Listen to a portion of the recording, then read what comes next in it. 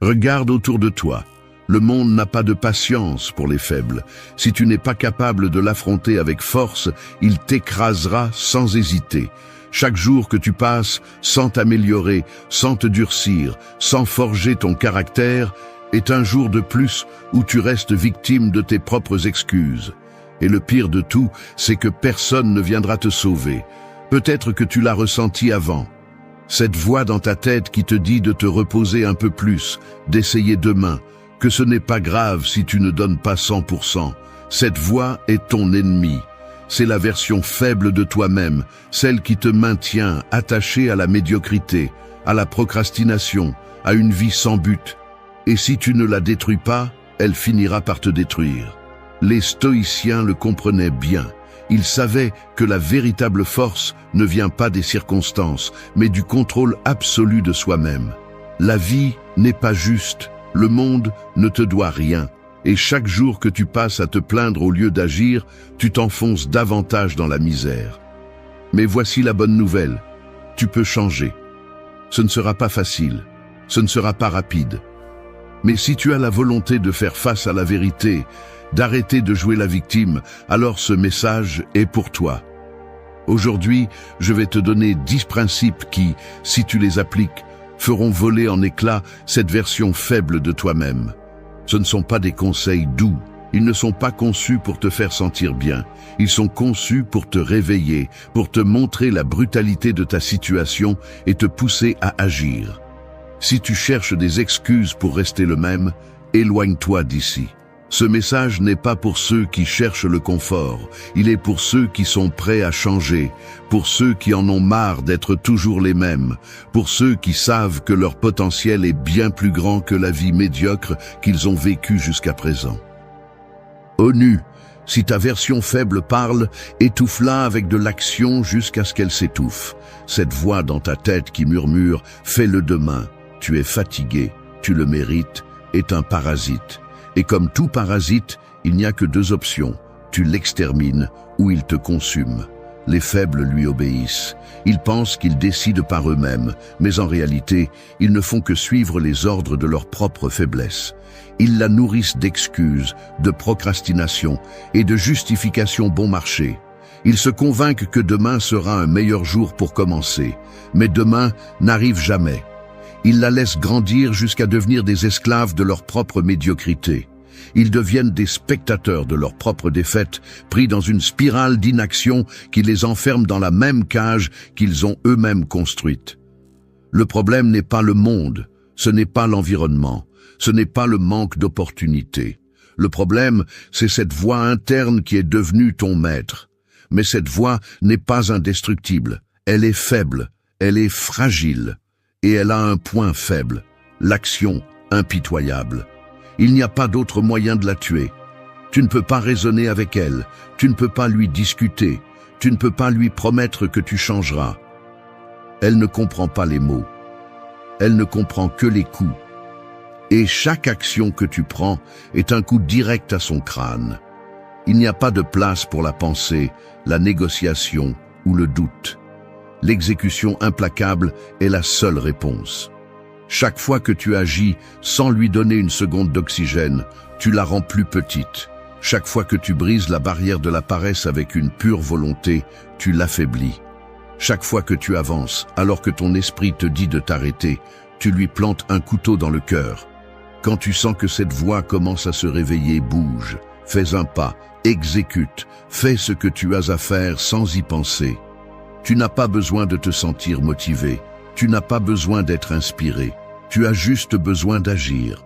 Et plus tu le fais, plus elle s'étouffera rapidement. Si tu laisses la voix gagner aujourd'hui, elle sera plus forte demain. Si tu la détruis aujourd'hui, elle sera plus faible la prochaine fois. Il n'y a pas de juste milieu.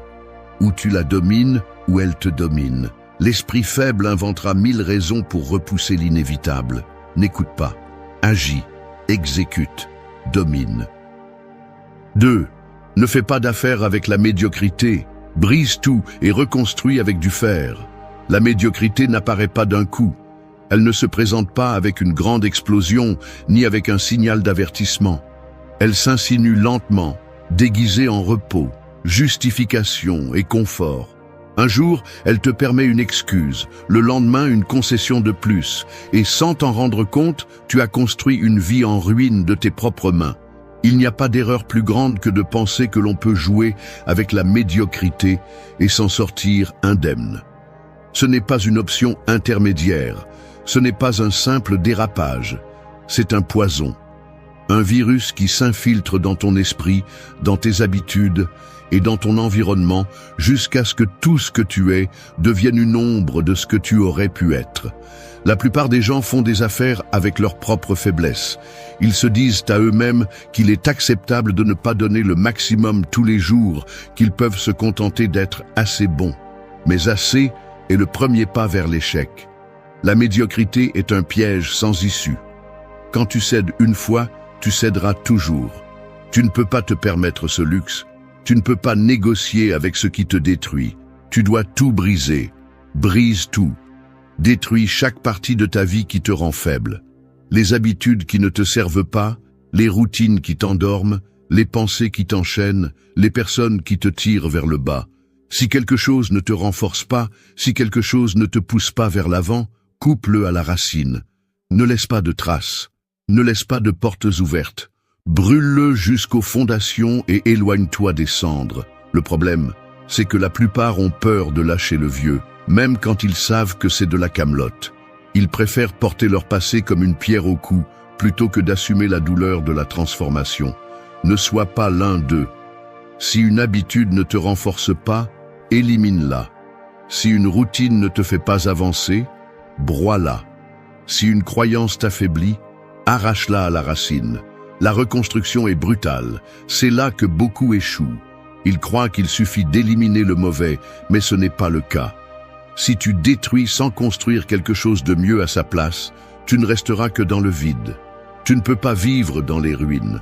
Quand tu élimines la médiocrité, remplace-la par des habitudes d'acier, par une discipline implacable, par une mentalité qui ne négocie pas sa grandeur. Ce ne sera pas facile. Il te coûtera de perdre des parties de toi que tu portes toute ta vie. Mais si tu veux être fort, tu dois payer le prix. On ne peut pas construire une forteresse sur des fondations pourries. Coupe les liens avec la médiocrité une fois pour toutes.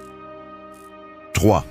Si tu ne te réinventes pas, tu seras la statue poussiéreuse de ce qui aurait pu être. La plupart des gens vivent piégés dans une version obsolète d'eux-mêmes. Ils s'accrochent à leur identité passée comme si c'était un bouclier, alors qu'en réalité, c'est une pierre tombale. Ils se racontent la même histoire encore et encore, répétant des chapitres qui devraient déjà être enterrés. Mais le temps n'attend pas, et ce qui n'évolue pas pourrit. Beaucoup pensent que se réinventer est optionnel, sans amour. Si tu ne changes pas, tu stagnes, et si tu stagnes, tu deviens insignifiant. Comme une statue abandonnée dans un coin oublié, couverte de poussière, érodée par les années, sans autre but que de rappeler ce qui a été un jour. Le problème, c'est que le changement exige une mort symbolique. Se réinventer signifie assassiner ton ancien moi. Pas partiellement, pas à moitié, avec brutalité, sans concession. Et c'est ce qui effraie la plupart des gens. Ils résistent parce que leur identité, aussi misérable soit-elle, leur est familière. Ils préfèrent s'accrocher à ce qu'ils connaissent plutôt que de plonger dans l'incertitude de la croissance. Mais le connu est une cage déguisée en refuge. Si tu es toujours la même personne que tu étais il y a 1 an, tu as perdu 1 année de ta vie. Il n'y a pas de plus grande tragédie que de regarder en arrière et de réaliser que tu es toujours au même endroit. Les gens se trompent en disant que le temps les changera, comme si le simple passage des jours suffisait. Le temps ne change que ceux qui ont le courage de se changer eux-mêmes. La clé de la réinvention n'est pas d'attendre un signe, ni de se sentir prêt, c'est de bouger avant que la vie ne t'oblige à le faire.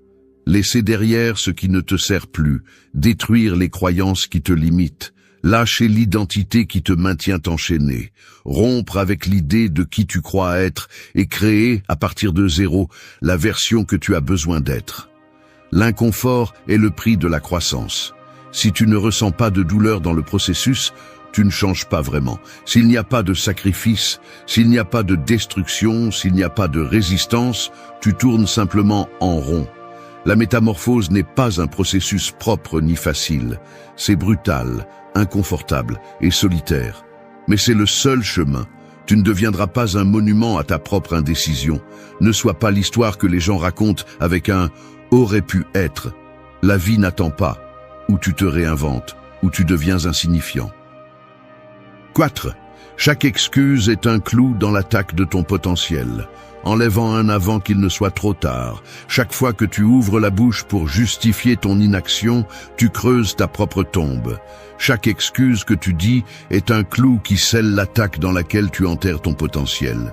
Et le pire de tout, c'est que tu tiens toi-même le marteau. L'esprit faible est expert en fabrication d'excuses. C'est un architecte de labyrinthes mentaux conçu pour justifier la médiocrité. Je n'ai pas le temps. Coup de marteau. Je ne sais pas par où commencer. Un autre coup. Ce n'est pas le bon moment. Clou après clou, scellant le couvercle.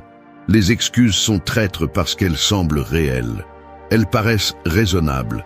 Elles se vêtissent de logique et te murmurent à l'oreille qu'elles ont du sens.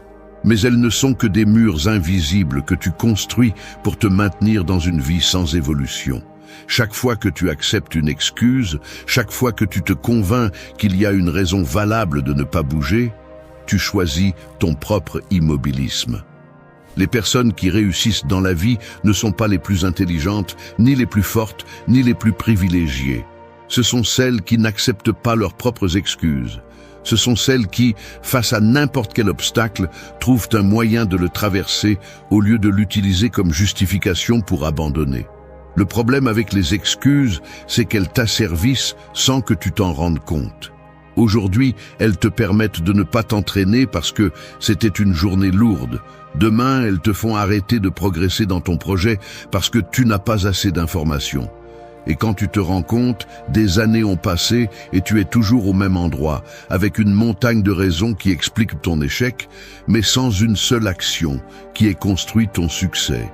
Si tu n'arraches pas ces excuses à la racine, elles te consumeront. La seule façon de les détruire est de les affronter immédiatement. La prochaine fois que ton esprit essaiera de te tromper avec une justification, réponds par l'action. Lorsque la pensée « je n'ai pas le temps » apparaît, prouve-lui que tu en as en réorganisant ta journée. Lorsque tu sens que tu n'es pas prêt, commence de toute façon. Lorsque tu crois que tu ne peux pas, fais-le quand même. Les excuses ne sont pas réelles. Ce sont des pièges mentaux que tu crées toi-même. Et chaque jour que tu les acceptes, tu renonces un peu plus à ton propre pouvoir. La différence entre ceux qui réussissent quelque chose et ceux qui restent sur le chemin est simple. Certains agissent, d'autres expliquent pourquoi ils ne l'ont pas fait. Le marteau est toujours dans ta main. Tu as deux options, continuer à sceller l'attaque de ton potentiel ou arracher les clous et sortir de là avant qu'il ne soit trop tard. Et 5. Arrête de jouer comme un pion dans ta propre vie. Tu es le roi, bouge-toi comme tel. La plupart des gens avancent dans la vie comme s'ils étaient des pièces d'échecs déplacées par d'autres mains. Ils répondent aux ordres, suivent des chemins prédéfinis, se contentent du rôle qui leur a été assigné, sans oser le remettre en question. Ils vivent comme des pions, pris au piège dans une routine qu'ils n'ont jamais choisie. Mais il y a une vérité que peu de gens acceptent. Personne ne viendra changer ta vie pour toi. Si tu ne prends pas le contrôle, quelqu'un d'autre le fera. Si tu ne décides pas de ton propre destin, tu finiras par réaliser les objectifs de quelqu'un d'autre. Si tu ne bouges pas les pièces, on te bougera. Le monde est plein de gens qui ont renoncé à leur pouvoir. Ils attendent des instructions, cherchent la validation, demandent la permission de faire ce qu'ils désirent au fond d'eux. Ils sont esclaves de l'opinion des autres, prisonniers de la routine, complices de leur propre médiocrité. Ils vivent en réagissant au lieu d'agir, en cédant du terrain au lieu de le conquérir. Être un pion est facile. Cela ne requiert pas d'effort. Cela n'implique pas de responsabilité. Il suffit de suivre le courant, d'accepter ce qu'on te donne, de jouer selon les règles imposées par les autres. Mais le confort d'être un pion a un prix. Une vie sans but, sans contrôle, sans signification. Arrête de te déplacer comme une pièce sans valeur. Tu es le roi. Et un roi, N'attends pas les ordres, ne cherche pas l'approbation, ne suis pas les chemins tracés par les autres. Un roi décide, avance, domine. Il prend des risques, impose sa volonté, transforme son environnement au lieu de s'y adapter. Si jusqu'à présent tu as vécu comme un pion, c'est parce que tu l'as permis. Chaque fois que tu as douté de toi-même, chaque fois que tu as reporté une décision importante, chaque fois que tu as attendu le moment parfait au lieu de le créer, tu as choisi d'être une pièce supplémentaire sur l'échiquier de quelqu'un d'autre. Mais tu peux rompre avec cela. Tu peux te lever et commencer à jouer selon tes propres règles. Arrête de demander la permission pour t'améliorer, pour grandir, pour changer de cap. La vie n'attend pas que tu te décides. Chaque jour que tu passes sans agir, quelqu'un d'autre prend des décisions pour toi.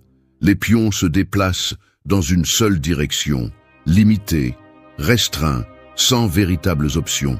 Les rois se déplacent dans n'importe quelle direction qu'ils choisissent.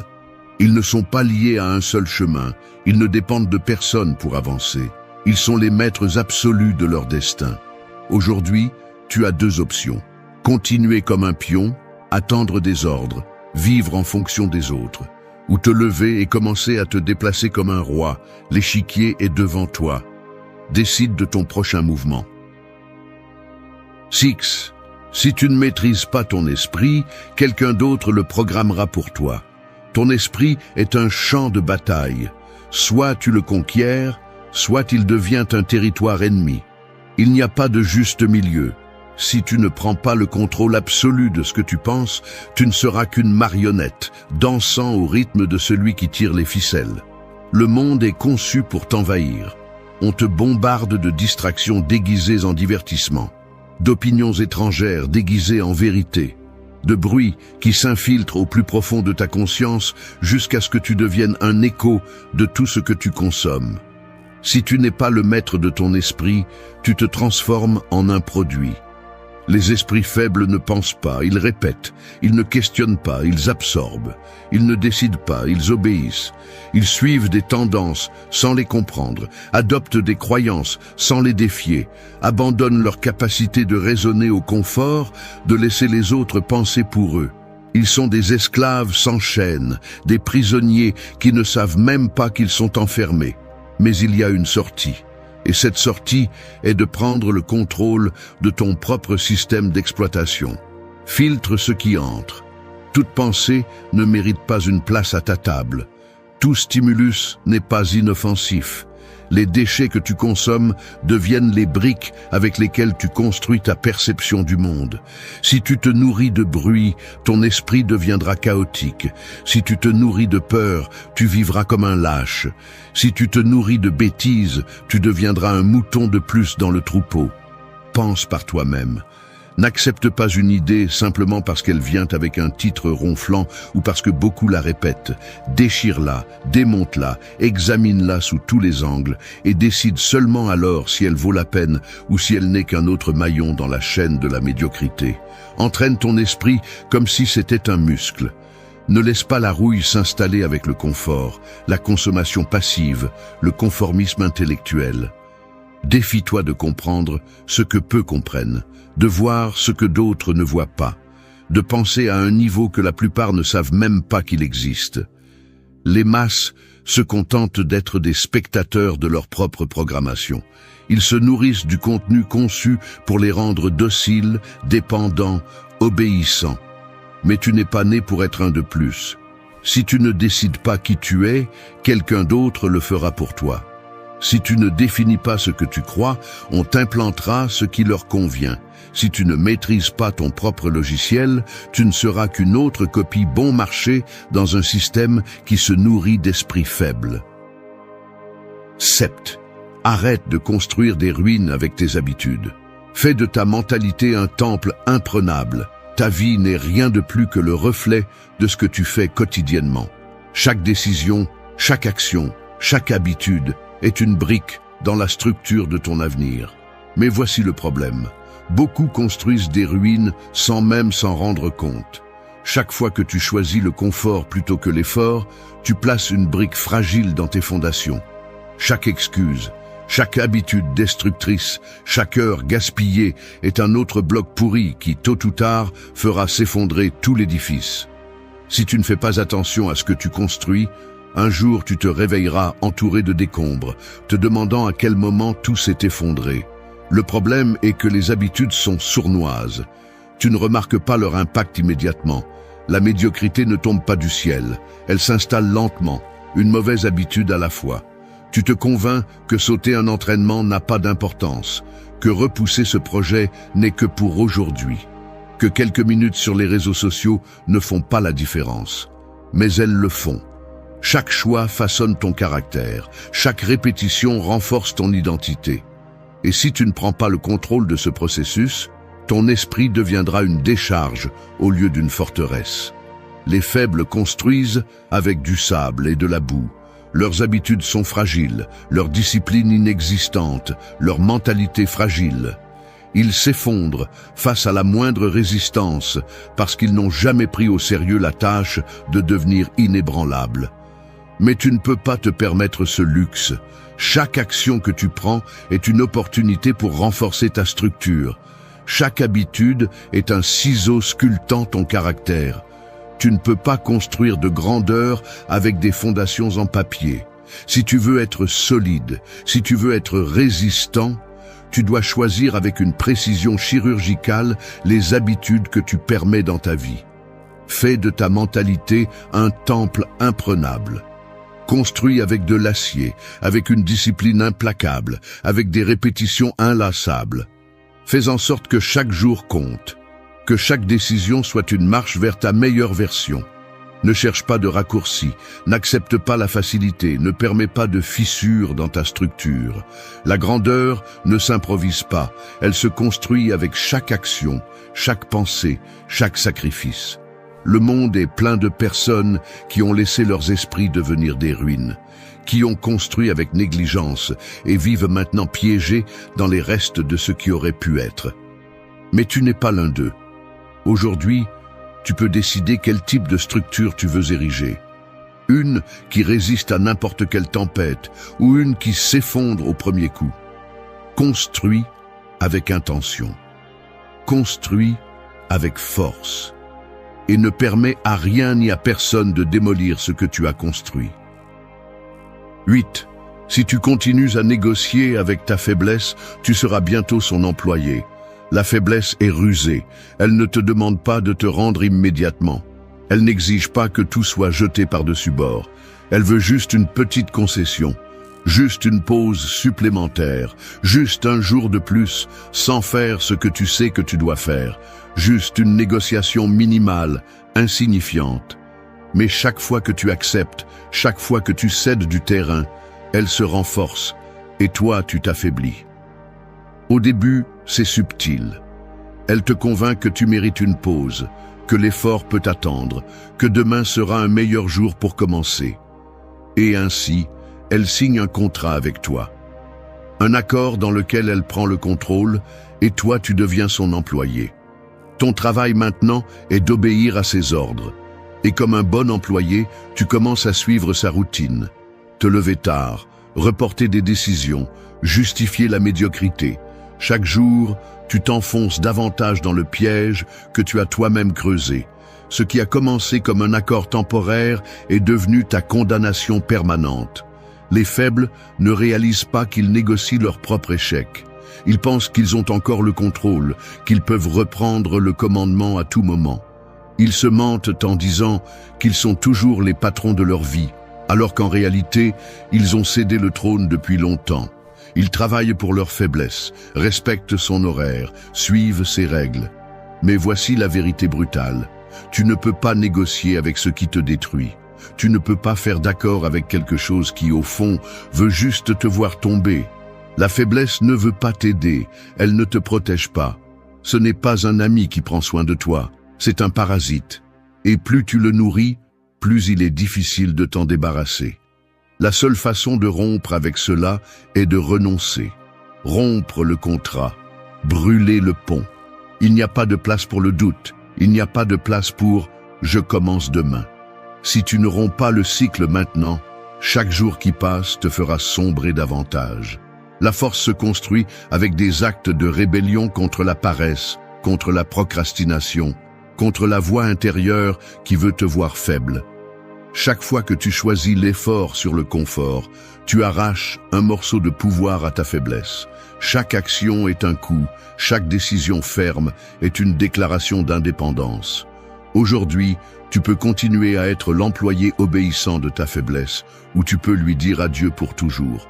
Romps l'accord, rends le contrat en morceaux, récupère ce qui est à toi. Ne travaille pas pour la faiblesse, fais-la travailler pour toi. 9.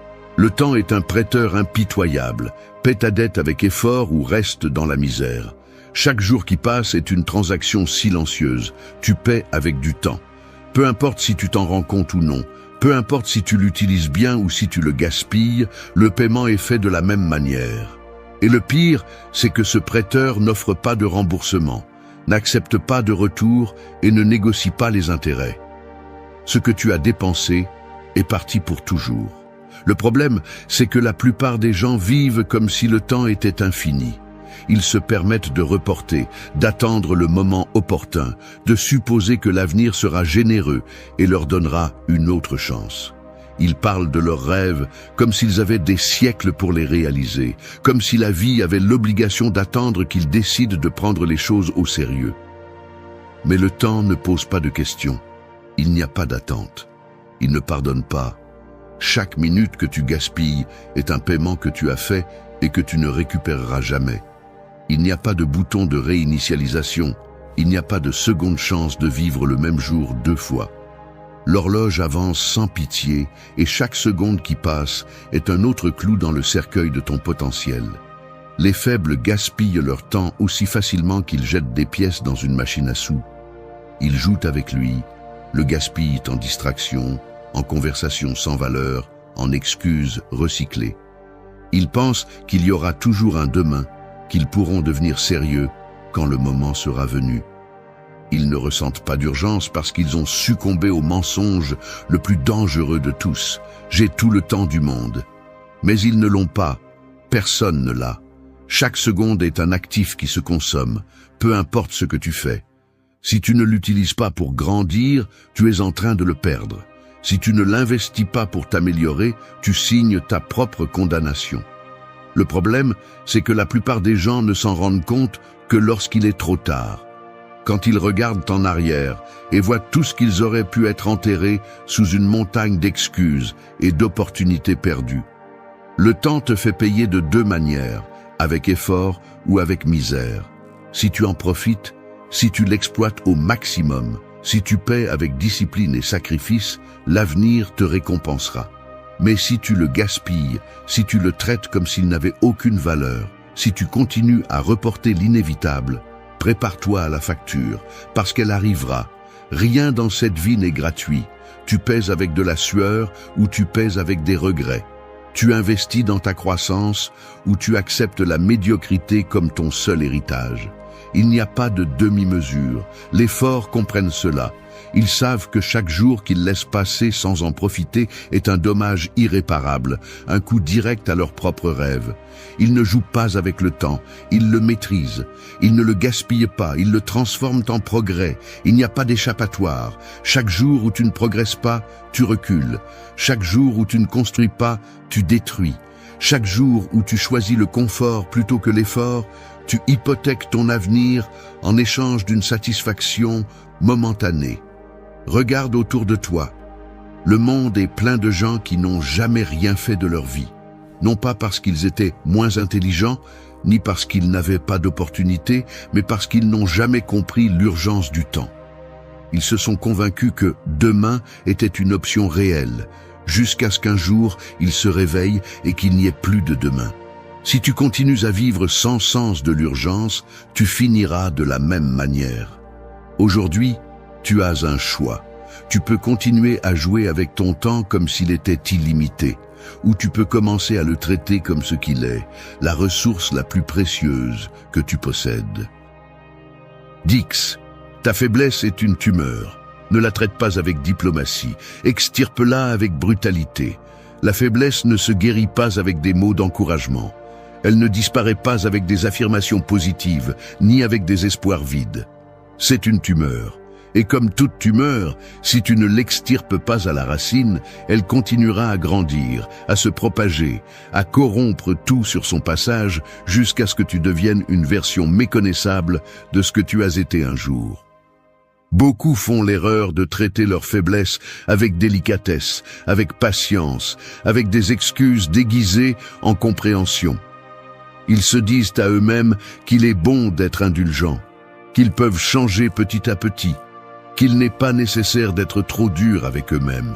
Mais tant que tu laisses de la place à la faiblesse, elle continuera à se nourrir de ton énergie, à te voler des opportunités, à t'affaiblir de l'intérieur.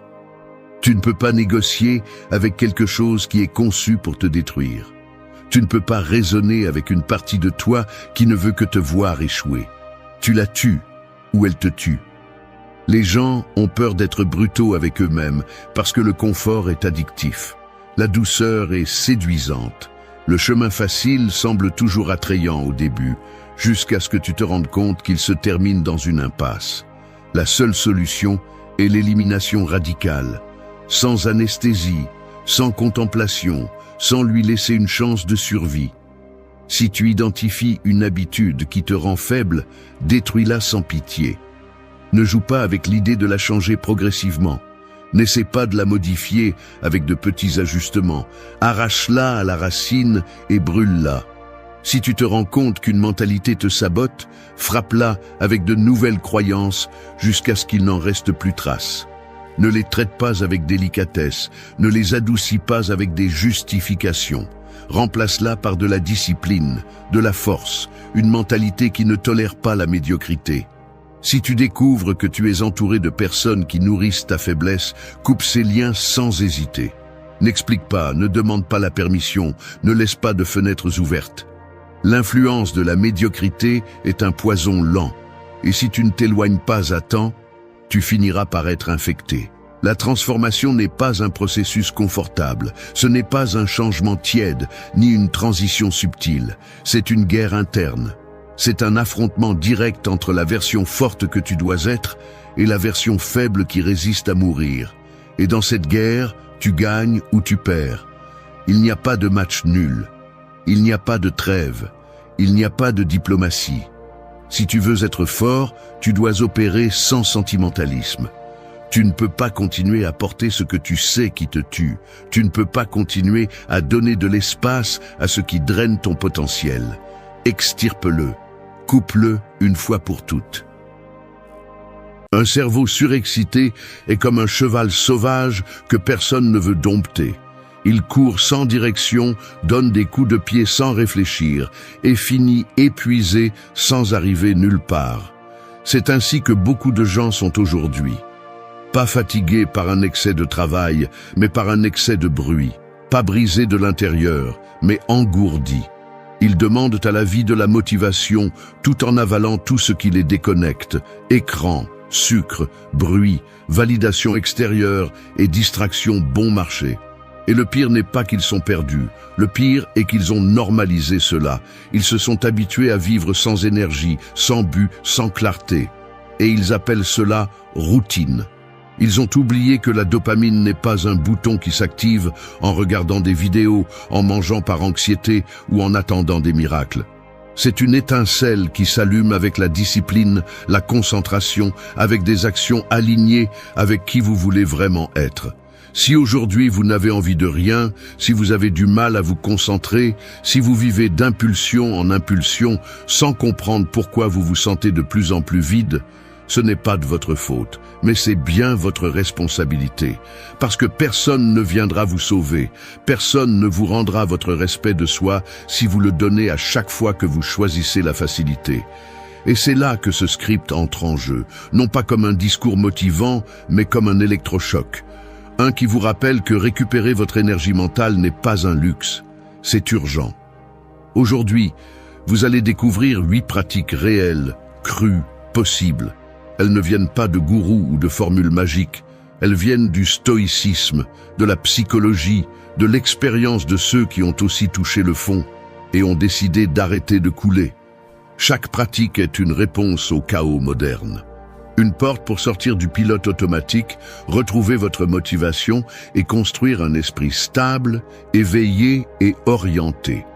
Mais ne vous y trompez pas, ceci n'est pas du divertissement, c'est un appel. Si vous en avez assez de dépendre de l'extérieur pour vous sentir vivant, si vous voulez vous regarder à nouveau avec respect et tenir votre parole sans vaciller, alors restez. Parce que le moment de changer n'est pas demain, c'est maintenant. Et pas avec de grands discours, mais avec des actes silencieux que personne ne voit, mais qui changent tout. 1. Active ton corps et ton esprit se rallumera. Un corps immobile est comme un puits stagnant. Il semble calme de l'extérieur, mais à l'intérieur, il pourrit lentement. Lorsque tu laisses ton corps s'éteindre, l'esprit ne tarde pas à le suivre. C'est comme s'ils étaient tous deux connectés par le même câble. Et en coupant le mouvement physique, on interrompt également le courant qui te maintient concentré, motivé et éveillé.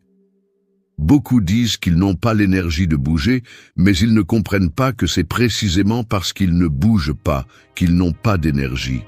Ils attendent de se sentir bien pour agir, alors qu'en réalité, c'est en agissant que tu commences à te sentir mieux. Le stoïcien n'attend pas la motivation, il la crée.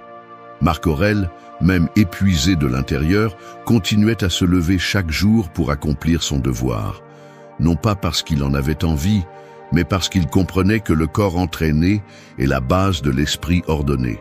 Et cela n'a rien à voir avec l'obsession de la forme physique ou avec le fait de vivre au gymnase.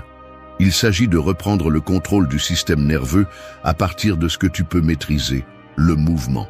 Quelque chose d'aussi simple que sortir marcher, respirer profondément, t'étirer le matin, soulever un peu de poids, activer le rythme du cœur, peut changer la chimie de ton cerveau plus que n'importe quelle phrase motivante. Tu es plein de dopamine mal distribuée. Tant de stimulation numérique, tant de plaisir immédiat a rendu ton cerveau accro au moindre effort et de plus en plus intolérant à l'effort réel. Mais le corps ne ment pas. Si tu l'actives, il répond. Le problème est que beaucoup préfèrent rester coincés dans la plainte, sur le canapé, dans l'excuse. Ils disent qu'ils se sentent vides, mais ils ne font rien avec ce vide. Ils ne le poussent pas, ils ne le défient pas, ils ne se lèvent pas pour reprendre le contrôle. Si tu veux te retrouver, ne commence pas par les idées. Commence par les muscles. T'es-tu déjà demandé pourquoi, après avoir fait de l'exercice, tout semble plus clair? Parce que le mouvement ordonne, parce que l'effort physique nettoie le brouillard mental. Et il ne s'agit pas de t'épuiser, il s'agit de rappeler à ton corps qu'il est vivant.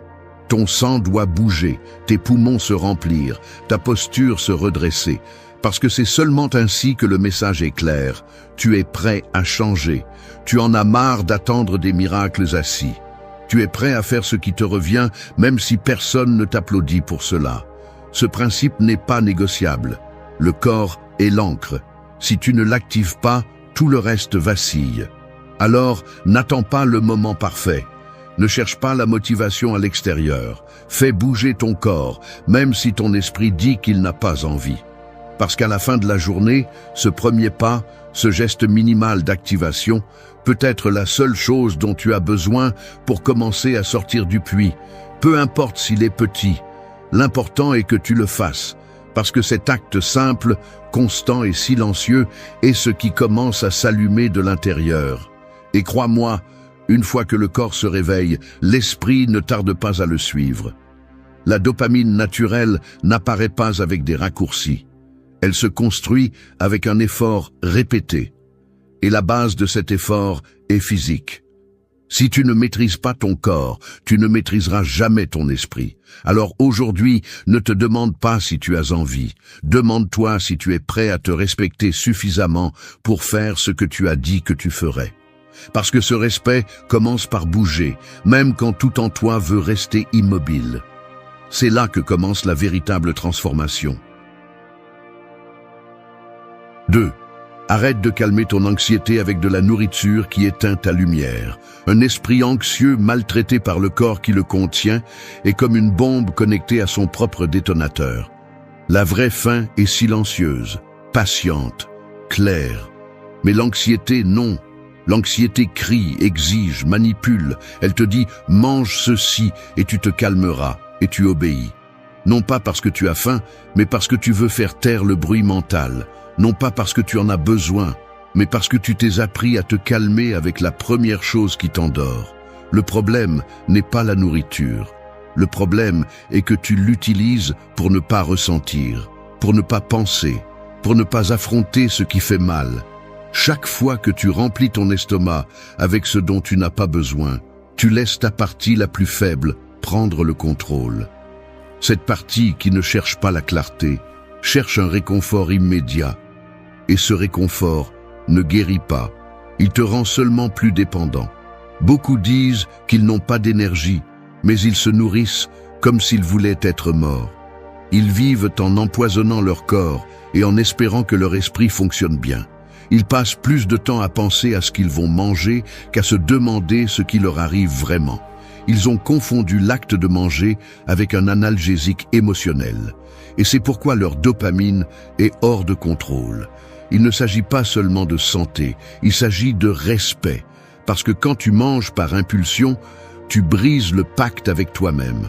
Tu te dis « je ne me soucie pas de ce que je ressens, je veux juste arrêter de le ressentir ». Et cet abandon s'accumule, il se transforme en brouillard mental, en lourdeur, en démotivation chronique. Le stoïcisme ne consiste pas à se refuser des plaisirs, il s'agit de ne pas dépendre d'eux. Sénèque disait que le véritable pouvoir réside dans la résistance au désir qui asservit. Et tu le sais. Tu sais quand tu manges par impulsion et quand tu manges en pleine conscience. Tu sais quand quelque chose te nourrit vraiment et quand ça t'endort seulement. Mais tu fais l'aveugle parce que faire face à la vérité coûte. Mais continuer à te cacher coûte encore plus.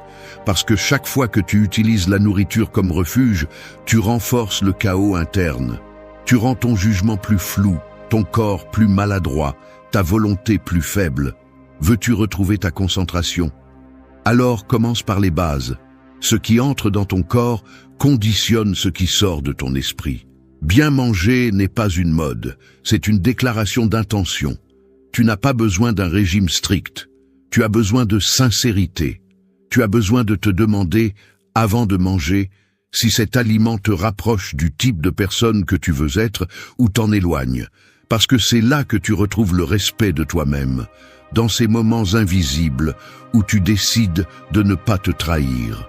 La dopamine se régule avec des actions qui renforcent, pas avec des addictions qui apaisent. Chaque fois que tu choisis de la nourriture transformée, sucrée ou chargée de graisse pour calmer ton anxiété, tu pousses ton système nerveux dans un puits plus profond. Et ensuite, tu te demandes pourquoi tu n'as pas d'énergie, pourquoi tout te coûte, pourquoi tu as l'impression de vivre éteint. Ce n'est pas toi, c'est ce que tu choisis. Et oui, changer ça fait mal, mais pas plus que de vivre attaché à un corps fatigué, à un esprit embrouillé et à des émotions qui gouvernent chaque décision que tu prends. Aujourd'hui, tu as deux options. Continuer à te calmer avec ce qui te détruit ou commencer à te nourrir comme quelqu'un qui se respecte. Parce que celui qui se respecte ne mange pas pour fuir, il mange pour avancer. Et cet acte simple, répété consciemment, est ce qui reconfigure ton esprit, ce qui rétablit ta dopamine, ce qui rallume ta lumière. 3. Dors comme quelqu'un qui veut se sentir à nouveau vivant. Dormir mal, c'est comme essayer de remplir un vase cassé. Peu importe combien tu le remplis pendant la journée avec du café, des stimuli et de bonnes intentions, tout s'infiltre. Tu t'épuises sans t'en rendre compte. Tu perds en clarté, en motivation, en discipline. Ce n'est pas de la paresse, ce n'est pas un manque de caractère, c'est de l'épuisement accumulé. Et personne ne peut avancer dans la vie s'il est mentalement épuisé et émotionnellement déconnecté. Celui qui ne dort pas bien ne pense pas bien. Et celui qui ne pense pas bien finit par vivre par impulsion, en réagissant au lieu d'agir. Il perd sa direction, sa flamme et petit à petit son respect de soi. Tu ne peux pas continuer à te traiter comme si tu étais une machine, remettre le repos à plus tard, dormir n'importe comment, vivre de nuit comme si le corps ne passait pas de facture. Mais il le fait. Pas immédiatement, pas avec une pancarte. Il le fait en silence. Il te retire ton focus, te rend plus irritable, réduit ta capacité à prendre des décisions claires. Il te rend faible sans que tu t'en rendes compte. Parce que le sommeil n'est pas un luxe, c'est un redémarrage. Et sans redémarrage, il n'y a pas de progrès. La dopamine, ce moteur que tu cherches à réactiver, dépend du repos profond. Sans sommeil de qualité, tout ce que tu fais pendant la journée perd de son impact. Ton entraînement, ton régime, ton effort, ton focus, tout s'effondre si la base est cassée. Et cette base, c'est le sommeil. Beaucoup cherchent la discipline, mais ne peuvent la maintenir parce qu'ils dorment avec le téléphone à la main, mangent lourdement avant de se coucher, portent le stress jusqu'à l'oreiller. Ils se couchent tard, se lèvent tard, et se demandent encore pourquoi ils n'ont pas d'énergie. Ce n'est pas un manque de motivation, c'est un manque de structure, c'est un manque de respect pour soi-même. Parce que personne qui se respecte consciemment ne décide de vivre constamment épuisé. Bien dormir est un choix que tu fais quand tu arrêtes de traiter ton temps de repos comme un surplus et que tu commences à le voir comme un investissement direct dans ta force mentale. Les stoïciens comprenaient l'importance de l'équilibre. Ils n'étaient pas accros à l'effort, ils étaient dévoués à l'ordre. Et une partie de cet ordre était le repos. Parce qu'ils savaient que la fatigue excessive obscurcit le jugement, affaiblit la vertu et alimente l'impulsivité. Le stoïcien n'est pas celui qui ne se repose jamais. C'est celui qui comprend quand il a besoin de s'arrêter pour revenir plus fort. Et cela ne le rend pas faible, cela le rend sage. Tu ne peux pas maîtriser ton esprit si tu vis en état d'alerte. Tu ne peux pas prendre des décisions fermes si tu peux à peine rester éveillé. Le corps a besoin de s'éteindre pour se restaurer. L'esprit a besoin de silence pour se réorganiser. Et la dopamine a besoin que tu la laisses tranquille un moment pour bien fonctionner à nouveau. Dormir comme quelqu'un qui veut se sentir à nouveau vivant ne signifie pas dormir pour échapper, mais dormir pour restaurer. Cela signifie respecter la nuit pour ce qu'elle est, le moment où ton système se reconstruit. C'est le temps sacré où tes pensées s'organisent. Ton corps se régénère et ta volonté retrouve sa force. Ne sous-estime pas le pouvoir d'un sommeil profond et constant. Parce qu'il n'y a pas de clarté dans l'esprit s'il n'y a pas d'ordre dans le repos. Et il n'y a pas de focus si tu vis en réagissant à la fatigue. Tu décides si tu vas continuer à voir le sommeil comme un obstacle ou si tu vas en faire ton arme. Parce que celui qui dort bien pense avec clarté, agit avec intention, prend des décisions avec fermeté et non à partir de l'épuisement. Aujourd'hui, plus que jamais, tu as besoin d'énergie réelle, pas d'énergie artificielle. Et tu ne l'obtiendras que si tu as le courage d'éteindre le monde pour pouvoir t'écouter à nouveau. Non pas par faiblesse, mais par respect. Parce que se reposer n'est pas abandonner. C'est se préparer à ne pas abandonner demain. 4. Expose ton corps au soleil et ton esprit se réveillera de nouveau. Une plante qui ne reçoit pas de soleil ne meurt pas immédiatement. Elle se fane silencieusement, perdant sa couleur, sa force, jusqu'à ce qu'un jour, elle cesse simplement de grandir. Il en va de même pour toi, lorsque tu passes des journées entières entre des murs, des écrans et des plafonds artificiels. Ce n'est pas seulement ton corps qui est enfermé, c'est aussi ton esprit. L'enfermement éteint. Le manque de lumière réelle, de contact avec la nature, éteint lentement ton énergie vitale, celle qui te permet de sentir que tu es vraiment vivant et pas seulement en fonctionnement. Tu penses que ton problème est un manque de motivation, alors qu'en réalité, c'est un manque de connexion. Ton corps n'a pas été conçu pour vivre sous des lumières LED ou pour respirer de l'air stagnant.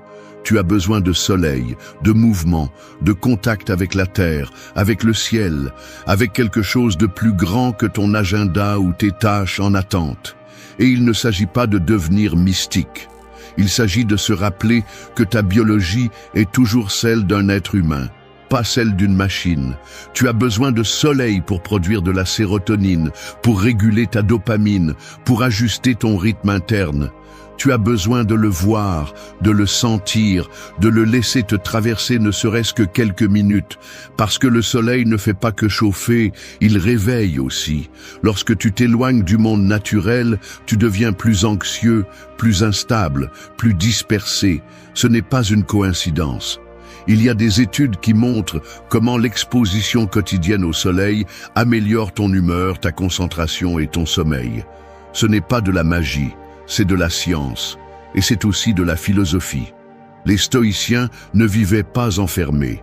Ils marchaient, s'exposaient au monde, observaient. Marc Aurèle trouvait des réponses dans le mouvement de l'univers, dans l'ordre naturel des choses. Il ne cherchait pas à échapper à la réalité, il la confrontait avec présence. Et cette présence commence lorsque tu sors et que tu respires profondément. Lorsque tu vois la lumière et te rappelles que tu es toujours là.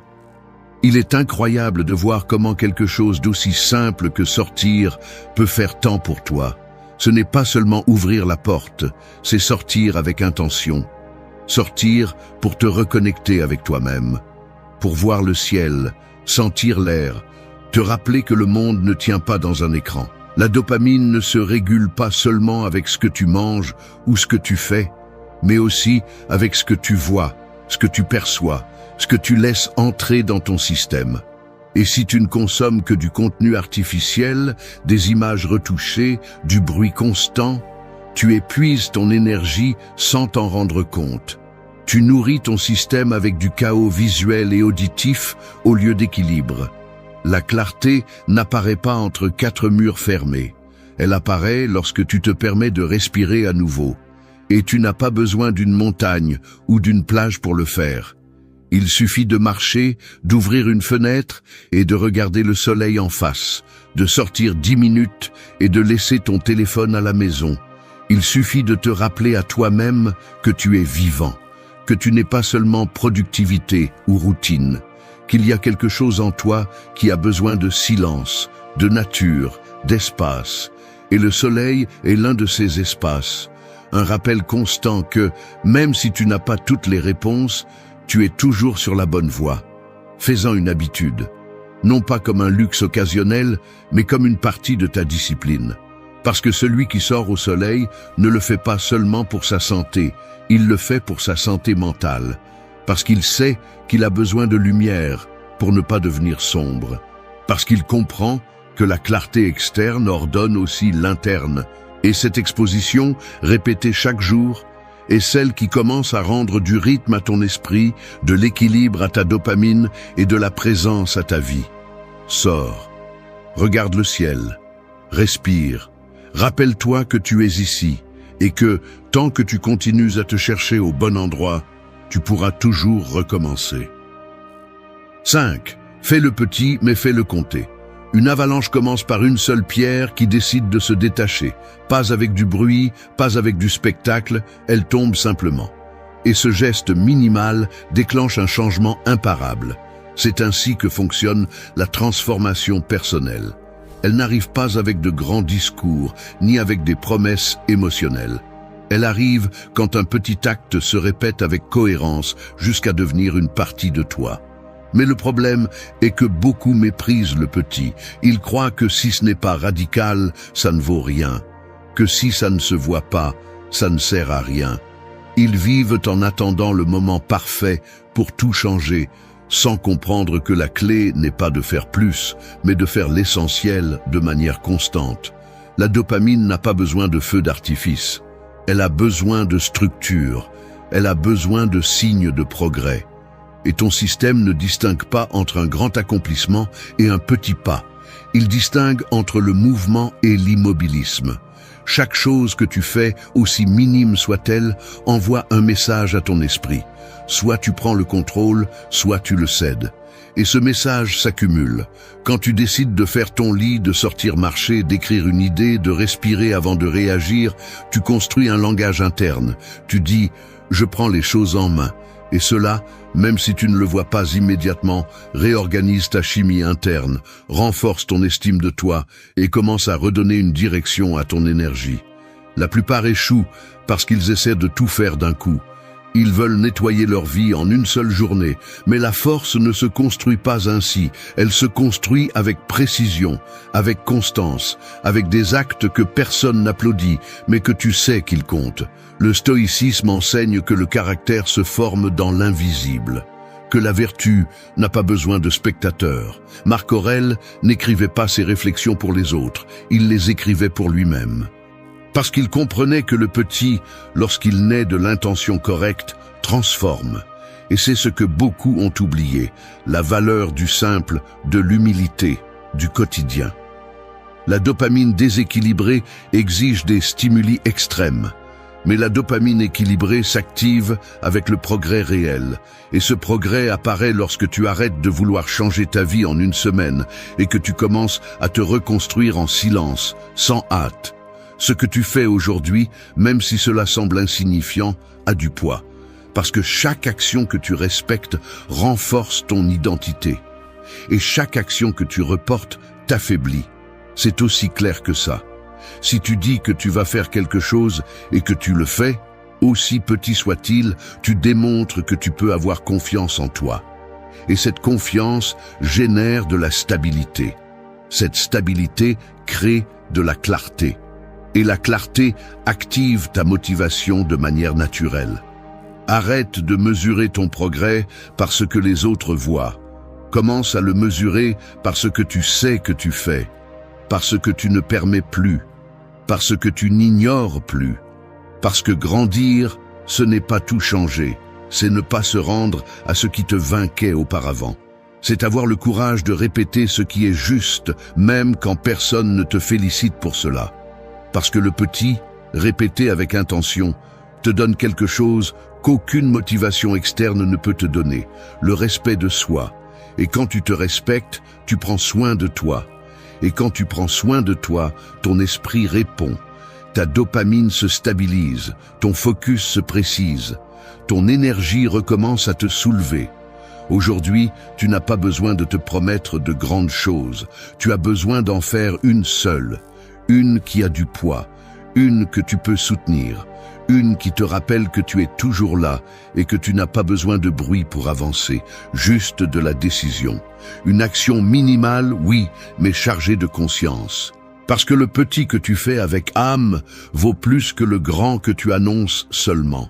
Et si tu répètes cela suffisamment, un jour tu te réveilles et tu te rends compte que tu n'es plus brisé. Tu attendais simplement qu'une pierre, la tienne, se détache pour commencer le changement. Aujourd'hui est ce jour. Fais-le petit, mais fais-le compter. 6. Reste en silence jusqu'à ce que vous puissiez vraiment vous entendre. Vivre avec un bruit constant est comme crier dans une grotte en espérant entendre la voix de quelqu'un d'autre. Tout ce qui revient est un écho, déformé, répété, vide. C'est ainsi que vit la majorité aujourd'hui, en réagissant au bruit sans rien filtrer. Ils consomment des opinions, des mèmes, des phrases, des nouvelles, des commentaires, des notifications. Et au milieu de tout ce chaos, l'essentiel est perdu. La connexion avec soi-même. Parce que vous ne pouvez pas vous entendre si vous ne vous donnez pas la permission de vous taire d'abord. Vous ne pouvez pas savoir ce dont vous avez besoin si vous recevez constamment du bruit externe. Vous êtes rempli de voix qui ne sont pas les vôtres et c'est pourquoi vous vous sentez perdu. C'est pourquoi vous doutez de chaque décision. C'est pourquoi vous n'avez pas de clarté. La dopamine mal gérée vous rend accro au bruit, au stimulus rapide, à la sensation d'être en train de faire quelque chose, même si cette chose n'a pas de sens. Et le danger est que vous pensez que ce mouvement constant est un progrès, alors qu'en réalité, vous ne faites que courir en cercle. Sans direction, sans profondeur, sans pause. Vous remplissez votre journée de distraction pour ne pas affronter ce que le silence vous révélerait. Parce que le silence n'est pas toujours confortable. Parfois ça fait mal. Parce que c'est là que la voix que vous avez longtemps ignorée apparaît. Et cette voix n'a pas de filtre, ni d'ornement, ni d'excuse. Juste la vérité. Beaucoup disent qu'ils veulent se connaître, mais ils ne supportent pas 5 minutes de silence. Ils sont submergés, ils s'échappent, ils se remplissent à nouveau de bruit, parce qu'ils ne savent pas quoi faire avec ce qui apparaît quand tout s'éteint. Mais si vous ne faites pas face à ce malaise, vous ne vous connaîtrez jamais vraiment. Et si vous ne vous connaissez pas, vous continuerez à réagir. Vous continuerez à dépendre de l'extérieur. Vous continuerez à confondre validation avec connexion, mouvement avec but, attention avec amour de soi. Le stoïcisme ne se construisait pas dans le bruit, il se formait dans la pause. Marc Aurèle écrivait en solitude. Épictète enseignait depuis le silence, parce qu'il comprenait que si votre esprit ne peut pas être calme quand tout est calme à l'extérieur, il ne pourra pas non plus se maintenir quand tout s'effondre. Et vous avez besoin de cela.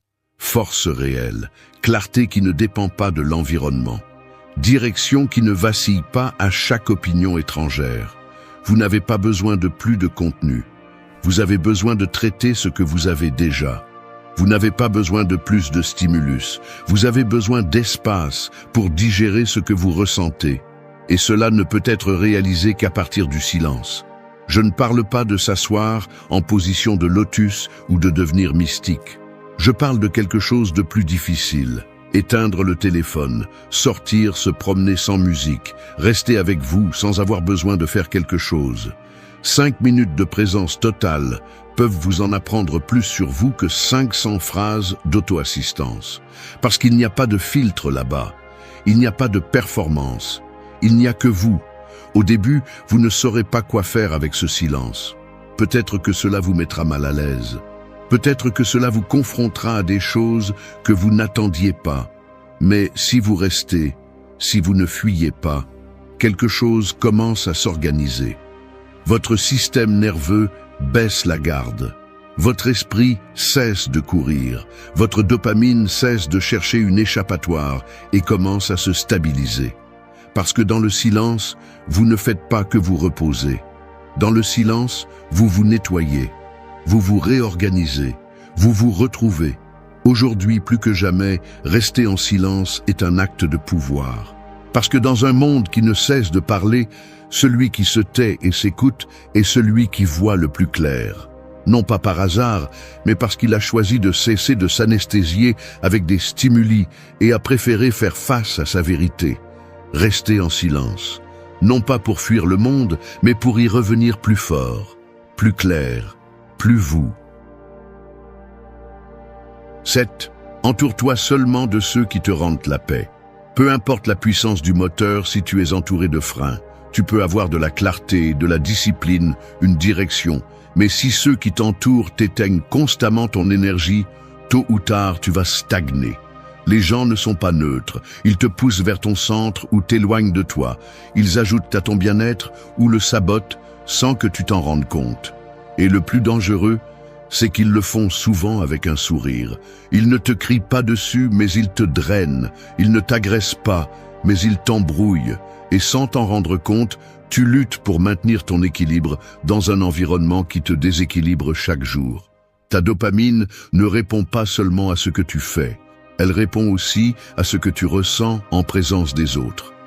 Si tu passes du temps avec des gens qui se plaignent constamment, qui vivent dans la critique, le conflit, le désordre émotionnel, ton système nerveux est en alerte. Ton attention se disperse, ta motivation diminue, et le plus grave, tu commences à normaliser cette dynamique. Tu penses que vivre épuisé par le social fait partie de la vie, que porter les problèmes des autres est de l'empathie. Mais ce n'est pas le cas, c'est un manque de soin pour ton énergie. Et cela, avec le temps, te déconnecte de toi. Tu n'es pas venu pour sauver qui que ce soit, tu es venu pour grandir. Et grandir nécessite un environnement fertile, des personnes qui t'élèvent, qui te défient avec respect, qui ne sont pas en compétition avec toi, qui ne t'en viennent pas, qui t'écoutent sans te juger, qui respectent ton processus sans le minimiser. Tu n'as pas besoin d'une foule, tu as besoin de qualité, présence, connexion réelle. Parce que si tu t'entoures de bruit humain, ton esprit ne pourra pas trouver le silence intérieur. Et sans silence, il n'y a pas de clarté. Sans clarté, il n'y a pas de concentration. Et sans concentration, ton énergie est gaspillée. Le stoïcisme l'a bien dit. Le sage choisit avec qui il partage son temps. non par orgueil, mais par conscience. Épictète enseignait qu'il faut faire attention aux liens qui permettent à tes vertus de s'affaiblir, parce que l'environnement influence, que tu le veuilles ou non. Et si tu t'exposes constamment à ce qui ne te construit pas, tu finiras par l'absorber. Ce que tu entends, ce que tu permets, ce que tu tolères, tout façonne ta perception et ta chimie interne. Et si tu veux un esprit fort, tu as besoin d'un cercle qui ne l'affaiblit pas. Entoure-toi de ceux qui te rendent la paix, ceux avec qui tu peux respirer plus lentement, avec qui tu n'as pas à prétendre, avec qui ta version la plus authentique ne se sent pas jugée ni en danger.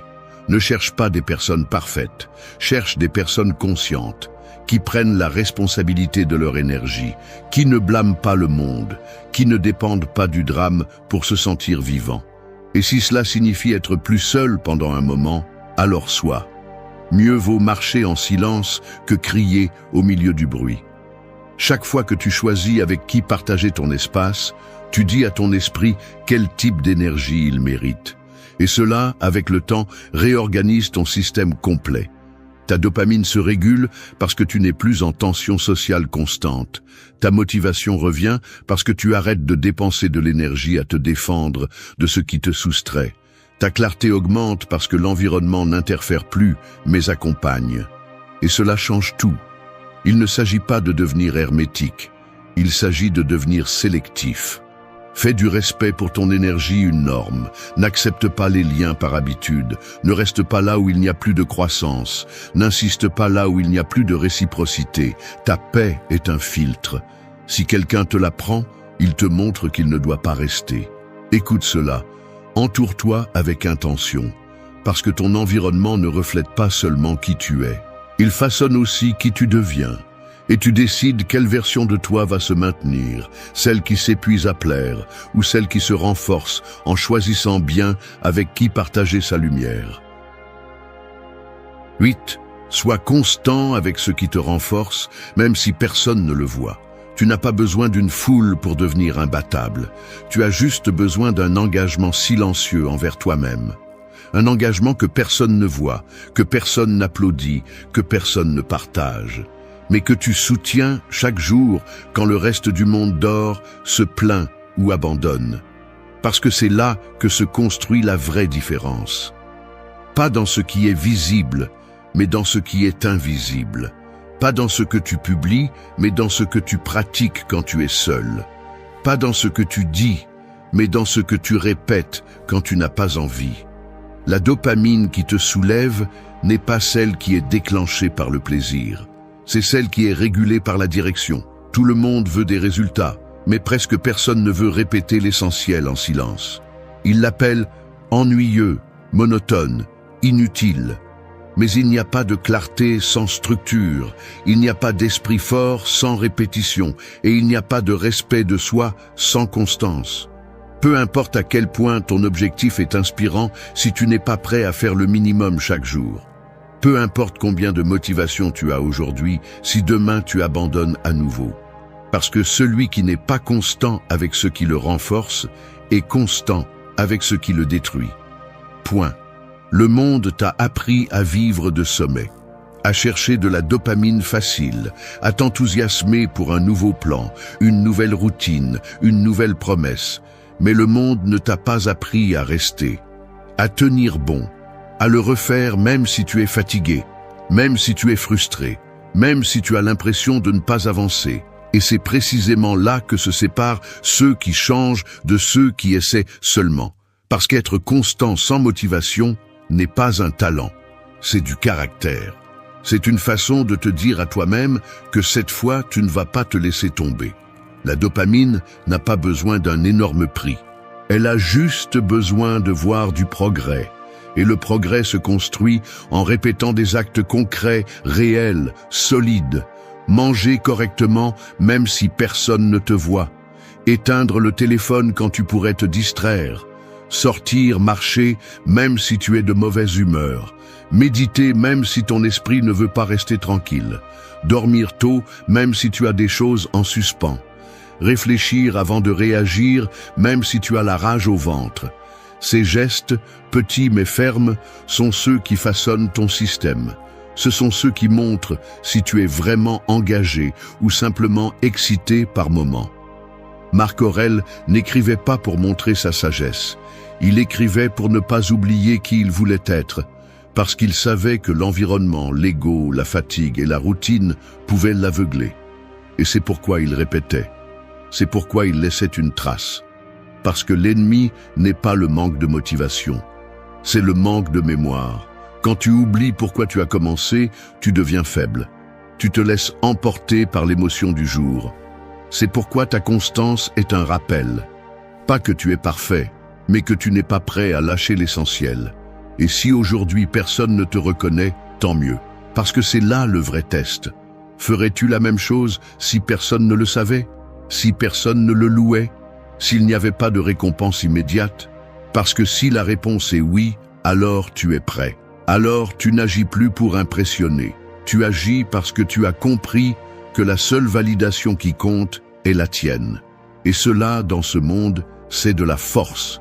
C'est de la liberté, c'est du respect pour toi-même. Fais ce qui te renforce même si cela semble insignifiant. Fais-le même si tu n'as pas envie. Fais-le même si personne ne le comprend. Parce que celui qui répète ce qui est juste en silence se réveille un jour en étant exactement la personne qu'il disait vouloir être. Non pas par chance, mais par constance. Et ce jour-là, rien ni personne ne pourra te prendre ce que tu as construit. Parce que tu l'as fait toi-même, parce que tu l'as fait seul, parce que tu l'as fait réel. Merci d'être resté jusqu'à la fin de la vidéo. Si vous avez tout vu, commentez « Je suis stoïcien » comme notre signe secret, indiquant que vous êtes un véritable apprenant du stoïcisme. N'oubliez pas de vous abonner et de liker la vidéo si elle vous a plu. Rendez-vous dans la prochaine vidéo et rappelez-vous, continuez à cultiver votre esprit stoïque.